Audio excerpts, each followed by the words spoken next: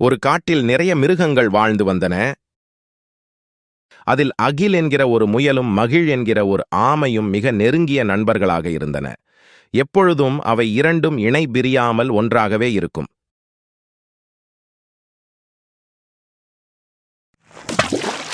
அதே காட்டில் சுமேஷ் என்கிற கர்வம் பிடித்த முயலும் இருந்தது. சுமேஷ் முயலுக்கு ஆமையும் முயலும் ஒற்றுமையாக இருப்பது சுத்தமாக பிடிக்கவில்லை. எப்பொழுதும் ஆமையை கேலி கிண்டல் செய்து நகைப்பதே அதன் வேலையாக இருந்து வந்தது. ஏய் ஆமையே, கடினமான தோற்றுடன் நீ மிகவும் கேவலமாக இருக்கிறாய். உன்னை பார்த்தாலே எனக்கு சிரிப்பு வருது. இதனை பார்த்த ஆமையின் நண்பனான அகில் முயல் மிகவும் வருத்தம் கொண்டது. அது சுமேஷ் முயலுக்கு பாடம் புகட்ட வேண்டும் என மனதில் நினைத்து அதற்காக காத்திருந்தது. ஒரு நாள் சுமேஷ் முயல் ஆமையை மட்டம் தட்ட நினைத்து அனைவர் முன்பும் அதனை அவமானப்படுத்த வேண்டும் என்கிற நோக்கத்தோடு ஆமையை போட்டிக்கு அழைத்தது. ஆமையோ என்ன செய்வது என தெரியாமல் தயங்கிய நிலையில் நின்றது. முயலாரே, தங்களை எப்படி நான் வெல்ல முடியும்? தயவு செய்து என்னை விட்டு விடுங்கள். அப்படியென்றால் என்னிடம் மன்னிப்பு கேட்டுவிட்டு இந்த காட்டை விட்டு ஓடிவிடு என்று வம்பு செய்தது. தன் நண்பனை வேண்டும் என்றே வம்புக்கு அழைப்பதால் மிகவும் கோபத்தில் இருந்த அகில் முயலோ நாங்கள் போட்டிக்கு தயார் என்று கூறி போட்டிக்கு நடுவராக நரியை அழைத்தது. நரியும் இரண்டும் போட்டியிட நாள் குறித்தது.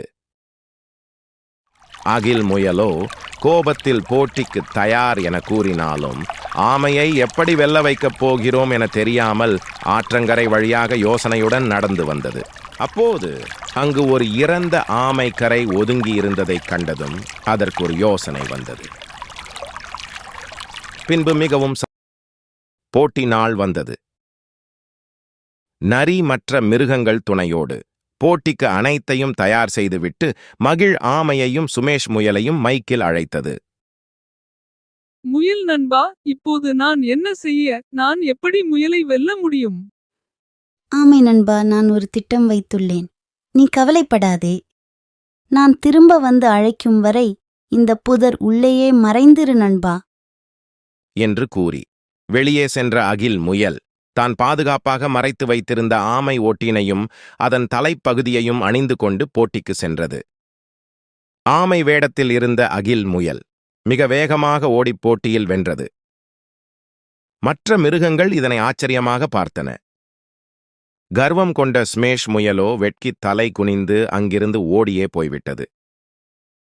பின்பு நைசாக சென்ற அகில் முயல் புதரில் மறைந்திருந்த ஆமையை அழைத்து வந்தது. மற்ற மிருகங்கள் அனைத்தும் ஆமையை வாழ்த்தின.